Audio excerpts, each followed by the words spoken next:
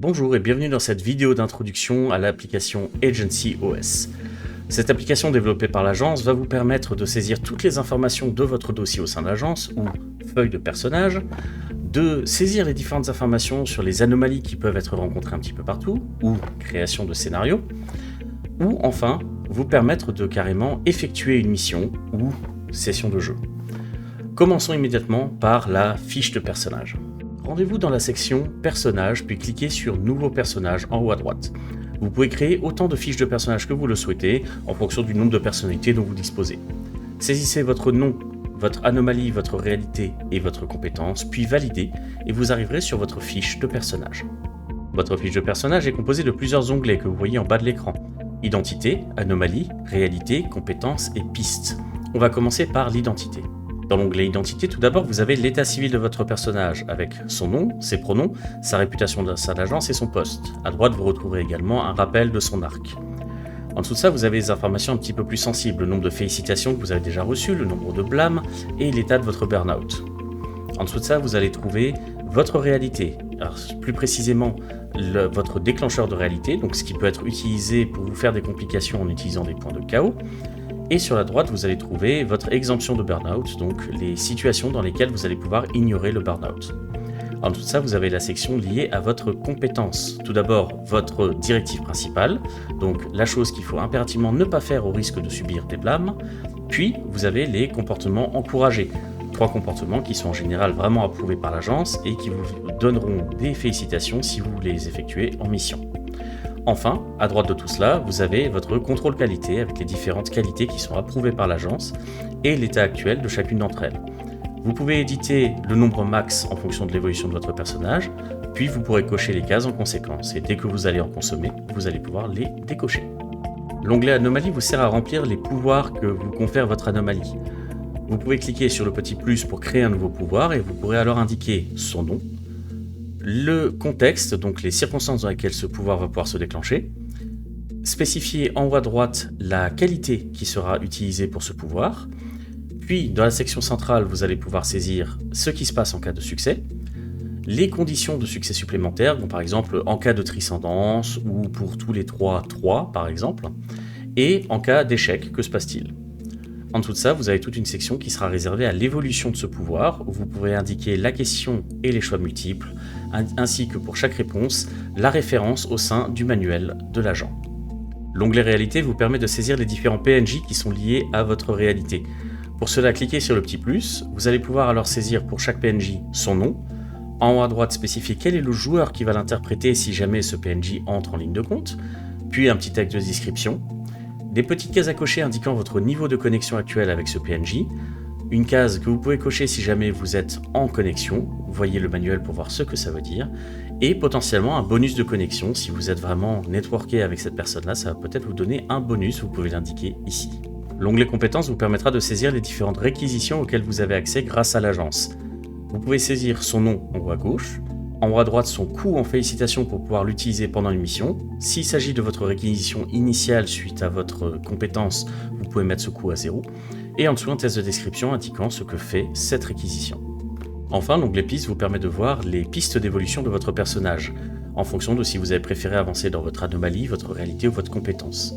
Sous certaines cases, vous verrez une référence alphanumérique qui vous indiquera ce que vous débloquez dans le manuel de l'agent. Si vous cliquez 2 fois sur une case, elle se verrouillera, ce qui vous sera utile notamment si vous avancez dans une piste et qui devra de coup verrouiller la fin des autres pistes. Enfin, vous pouvez créer des pistes personnalisées si jamais vous voulez notamment faire celle de votre réalité. Vous pouvez cliquer sur Ajouter une nouvelle piste, saisir son nom et en créer autant que vous le souhaitez. Intéressons-nous maintenant à la section Mission qui est plutôt réservée aux managers juniors. C'est ce qui permet de faire les scénarios pour Triangle Agency. Si vous cliquez sur Nouvelle mission, vous arriverez sur le formulaire qui vous permettra de créer un nouveau scénario qui sera charté et identique pour tous les managers juniors de façon à avoir des missions qui soient homogènes. Vous allez d'abord saisir la langue de cette mission, puis son titre. Vous pouvez envoyer une image de couverture. Attention à utiliser bien sûr des images pour lesquelles vous avez les droits et surtout pas d'images générées par IA. Si ce scénario peut être également acheté sur des sites comme Itch.io, vous pouvez indiquer à quel lien se trouve le téléchargement de cette mission. Puis vous aurez un certain nombre d'onglets qui vous permettront d'affiner un petit peu le détail de la mission, étape par étape. L'onglet général donne des informations assez globales sur le scénario. Tout d'abord le résumé, qui sera visible avant même d'entrer dans la fiche de la mission et qui donnera quelques lignes pour expliquer un peu le thème et le principe de cette mission. Puis l'historique, qui en fait, quelle est la suite d'événements qui a amené à cette mission. L'onglet anomalie, tout d'abord, servira à définir l'anomalie qui sera le point central de cette mission. Vous aurez toutes les informations dont vous avez besoin et que les joueurs devront découvrir.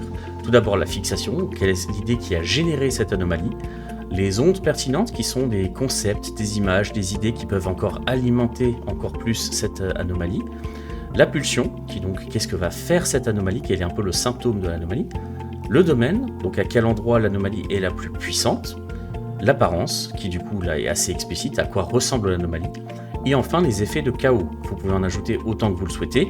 Pour chacun d'entre eux, vous allez pouvoir indiquer le nombre de points de chaos à dépenser par le manager junior pour s'en servir, et une description de l'effet et de la conséquence qu'il va y avoir. L'onglet rencontre vous permet de gérer tous les éléments qui correspondent à une interaction entre l'anomalie et les agents. Tout d'abord, tous les éléments qui sont nécessaires à sa capture. Donc, qu'est-ce qu'il faudrait pour pouvoir contenter l'anomalie? Qu'est-ce qu'il faudrait pour pouvoir la rendre confuse? Qu'est-ce qu'il faudrait pour la rendre désespérée? Et enfin, qu'est-ce qui se passerait en cas de conflit physique avec l'anomalie? Ensuite, vous aurez une section concernant les conséquences. Donc, tout d'abord, qu'est-ce qui se passe si vous avez neutralisé l'anomalie? Ou pire encore, si vous avez laissé l'anomalie s'échapper. Enfin, vous aurez une section escalade qui vous permet de définir différents éléments, des petits événements qui vont avoir lieu à chaque fois qu'il y aura une interaction et qui vont aller de mal en pis. Vous pouvez en rajouter autant que vous le souhaitez et indiquer pour chacun ce qui se passe et potentiellement rajouter une note à l'attention du manager junior pour savoir comment mieux interpréter cette scène. La section mission représente surtout les lieux que vos agents pourront croiser pendant qu'ils feront leur investigation. Vous avez des lieux principaux, qui vont être par exemple le quartier des affaires, le quartier des docks et ainsi de suite, avec chacun un nom et une section qui dit à l'entrée, donc qu'est-ce qui se passe quand les agents arrivent dans cette zone. Et pour chacun des lieux principaux, vous pouvez rajouter des lieux secondaires, donc par exemple le marchand de journaux, le coffee shop, etc. Vous indiquez pour chacun un titre, qu'est-ce qui se passe lorsqu'ils entrent dans ce lieu, et pour chacun des lieux secondaires, vous allez pouvoir rajouter un certain nombre de détails, un passant qui a l'air un petit peu louche, un journal qui a l'air d'être complètement à côté de la plaque, des détails qui vont vous permettre d'alimenter un petit peu l'investigation des joueurs. Enfin, la section profil de PNJ vous permettra de définir tout le dramatisme personnel de votre mission, donc tous les PNJ que vos joueurs vont pouvoir croiser pendant leur investigation. Pour chacun, vous allez pouvoir leur donner un nom, vous pouvez définir dans quel lieu il va être trouvé, puis indiquer un peu ses impressions, donc à quoi il ressemble, quels sont ses pronoms, toutes les informations pertinentes par rapport à ce PNJ, et vous pouvez rajouter des mots-clés, c'est-à-dire que si vous voulez par exemple suspect ou aide, ou n'importe quel mot-clé qui pourrait définir cette personne qui vous aiderait à retrouver les PNJ plus facilement. Par défaut, lorsque vous rédigez votre scénario, il sera en mode brouillon. Il ne pourra être disponible qu'une fois que vous aurez demandé à le publier et qu'il sera passé par une étape de validation pour vérifier que vous n'ayez pas mis des contenus problématiques.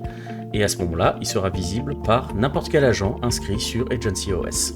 Ils pourront donc commencer une session de jeu en utilisant ce scénario. D'ailleurs, allons voir du côté des sessions de jeu maintenant. Regardons d'abord du côté des managers juniors. Allez dans la section Jouer, puis cliquez sur Nouvelle session. Vous donnerez alors un nom à votre session de jeu et arriverez directement sur l'interface de MJ qui vous permettra d'accéder aux différentes interfaces et aux différents onglets de la session de jeu. L'onglet Mission est facultatif, mais il peut vous servir à avoir tout le déroulé de mission dans votre interface de MJ. Pour ça, cliquez sur Choisir une mission, vous trouverez toutes les missions qui sont actuellement en mode brouillon que vous avez commencé à écrire, ou toutes celles qui sont publiquement accessibles. Vous sélectionnez celle qui vous intéresse et vous trouverez tout le déroulé de mission avec les informations sur l'anomalie, sur les lieux, les PNJ, tout sera présent dans l'onglet Mission.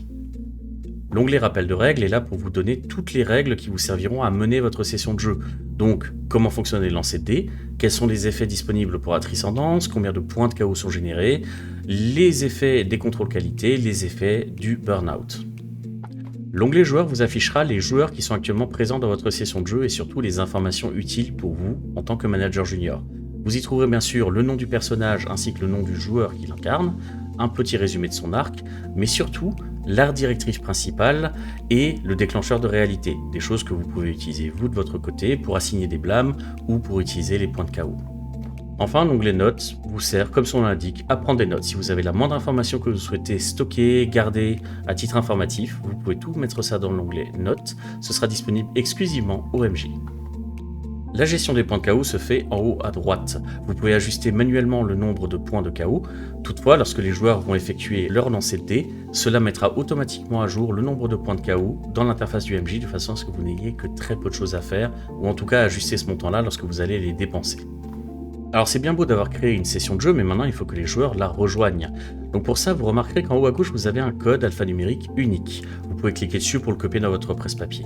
Donnez cette information-là aux joueurs et c'est ce code qui leur permettra de rejoindre votre partie. Et c'est exactement ce qu'on va regarder maintenant. Si vous êtes joueur et que vous voulez rejoindre une session de jeu, cliquez également sur jouer, mais maintenant cliquez sur rejoindre une partie. Saisissez alors le code que vous aura donné votre MJ et indiquez quel est le personnage qui sera assigné à cette session de jeu. Vous arriverez alors sur votre feuille de personnage qui sera exploitable et directement dans la page de jeu. Lorsque vous serez entré dans la session de jeu, vous allez retrouver votre feuille de personnage comme vous la connaissez déjà. La grosse différence étant que vous allez pouvoir cliquer sur le nom des qualités dans l'onglet Identité ou dans le nom de la qualité dans les pouvoirs de votre anomalie pour pouvoir déclencher un nouveau lancer de dés. Dans cette pop-up, vous allez voir les 6 dés prêts à être lancés. Si jamais vous n'avez pas de points dans cette qualité-là, vous êtes en situation de burn-out et à ce moment-là, un des succès va être automatiquement cramé, mais l'interface va vous en notifier avant que vous lanciez le dé. Cliquez alors sur lancer en bas à droite, ça va générer le lancer de dés et il va vous indiquer le nombre de succès et le nombre de points de KO générés. Notez que si vous étiez en situation de burn-out, ça va automatiquement défalquer un des succès et créer un point de KO en plus. Si en revanche vous avez des points dans la qualité que vous venez de lancer, bien évidemment vous allez pouvoir vous en servir pour obtenir du succès supplémentaire. Vous aurez un bouton qui sera entièrement dédié à ça une fois que les dés auront été lancés. Dans tous les cas, burnout ou qualité, vous allez pouvoir valider le jet en cliquant sur valider en bas à droite, ce qui va automatiquement informer tous les autres joueurs du résultat du dé et mettre à jour le total de points de KO de la partie en conséquence. Voilà, c'est tout pour cette vidéo d'introduction à Agency OS. Vous devriez avoir les bases pour pouvoir créer vos personnages, créer vos missions et créer vos sessions de jeu. D'autres fonctionnalités pourront potentiellement se rajouter dans Agency OS au fil du temps. Gardez un œil là-dessus, d'autres vidéos seront faites pour vous expliquer le fonctionnement au fur et à mesure. D'ici là, très bonne mission, agent.